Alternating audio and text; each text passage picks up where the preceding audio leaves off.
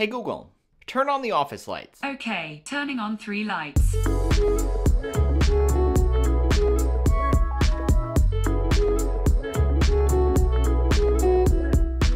So this is my creative workspace featuring the all-new 27-inch 5K Apple Studio display. You may recall that I unboxed and set this display up a few weeks ago, and at that time, I wasn't so sure what to expect out of it, you know? It's an expensive display that I impulse bought, so there could have been a lot of things that went wrong. Thankfully, nothing did go wrong. As a matter of fact, it was the complete opposite. Everything was seamless, and the Studio display is turning out to be a wonderful display that is a huge upgrade for me and the work that I do. The model of the Studio display that I have here is the VESA mount model with nano texture glass. I don't see myself ever needing a stand for this display, so the VESA mount was a no-brainer. I also work opposite a window, and glares are sometimes an issue, so the nano glass to me was also a no-brainer. Over the past few weeks, I found the Studio display to be quite amazing. The 5K image quality is bright and vibrant with accurate colors for the creative work that I do. There are booming built-in speakers that sound incredible, 4 additional USB-C ports, well 3 and a Thunderbolt port, and there's a decent webcam with center stage built in for when I need it. It's one of the few displays out there that has everything you need built right in. It's also going to help keep the other gear that you need to buy to a minimum. It's a pricey yet wonderful display that I've really come to love. The Studio display currently sits on a Dell MSA20 monitor arm, which also features built-in cable management channels so I can keep all my wires nice and organized. This arm is the main reason that I'm able to keep this setup looking so sleek and clean. The desk that I'm using is the Uplift V2 commercial sit-stand desk.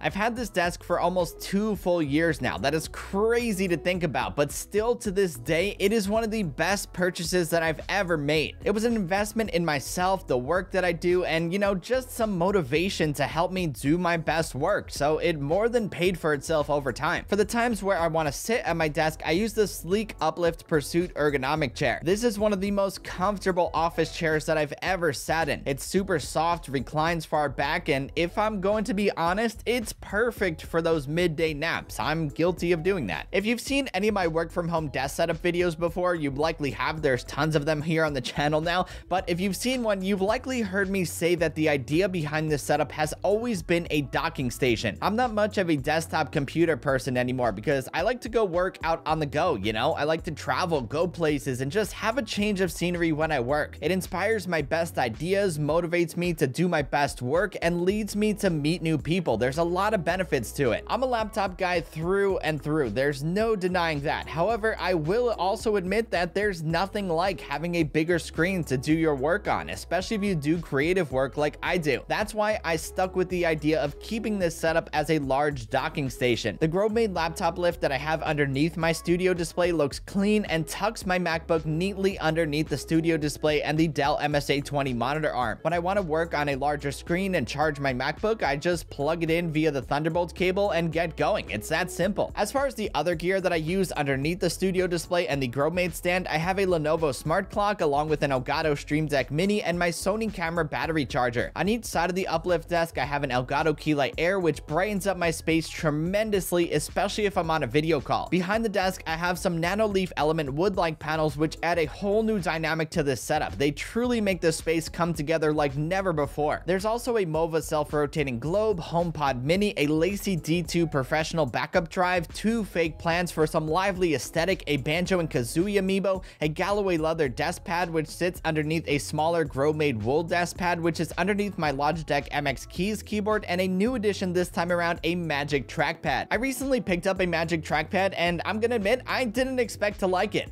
It turned out to be an awesome tool to keep all those familiar MacBook gestures when I dock my MacBook on the big screen. It works really well, and it's actually a fun new challenge from the traditional keyboard and mouse combo, especially for creative work like photo and video editing. I love to learn new things, and this is a nice change of pace that really breaks things up. So that is about it, my friends. That is my new, quote-unquote, new work from home desk setup. This is probably the biggest upgrade since its inception. There's the new Apple Studio display right there front and center. I've only had this display for a few weeks now, but I absolutely love it. I was hesitant at first for obvious reasons. You know, know it's expensive, the reviews were meh, and there could have been a lot of things that might not have worked out, but I'm so glad that I kept my order and took a chance on it. The studio display is a huge upgrade for me and the work that I do. It's an investment that will no doubt pay for itself over time, just like the uplift desk that it's sitting on. So far, I'm a big fan, and I will continue to update you guys on the studio display. I already have a 1 month later review video planned on it that's going to come out in the coming weeks. So if there's anything that you want to see on the studio display, anything you want to know, you have some feedback on my work from home desk setup, you want to see my new studio setup instead of my work from home desk setup, which is right here, got some new lights and all that, so